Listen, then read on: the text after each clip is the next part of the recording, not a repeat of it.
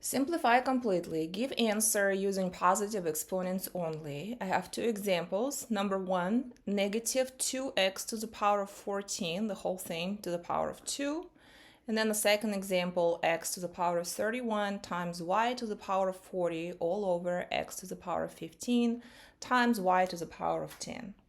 To solve these two problems, we're going to keep a couple of rules in mind, and I have them here at the bottom.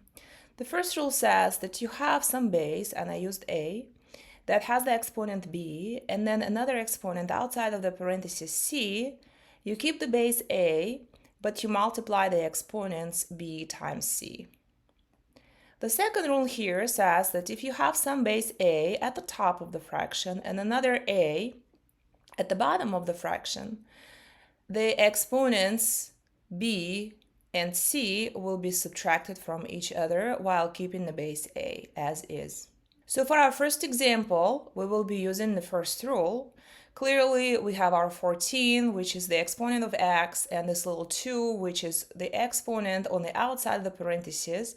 So we'll multiply the 14 and the 2, and that will be 28, the new exponent of x. A very common mistake would be to keep the negative 2 that was originally in the question as is. However, we need to keep in mind that the negative 2 has its own power of 1, it's just not written there. And we need to apply the same rule to this little 1 as we did to the 14, which means multiply it by this 2. So the new exponent of negative 2 here will be 2, because 1 times 2 is 2. Now, to completely simplify this, I need to raise my negative 2 to the power of 2. Negative 2 squared is 4, so the final answer is 4x to the power of 28.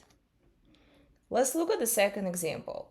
For the second example, I will keep in mind the second rule here at the bottom.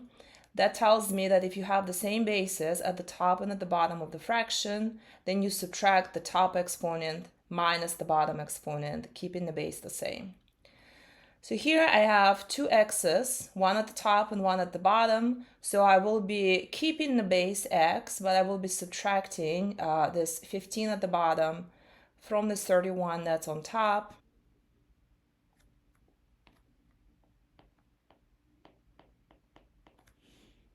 And then I will do the same with the y's. It has a power of 40 on the top and the power of 10 at the bottom. So I will be subtracting 40 minus 10 for the y. So the final answer here is x to the power of 16, that is 31 minus 15, times y to the power of 30, and that is 40 minus 10, and then you're done.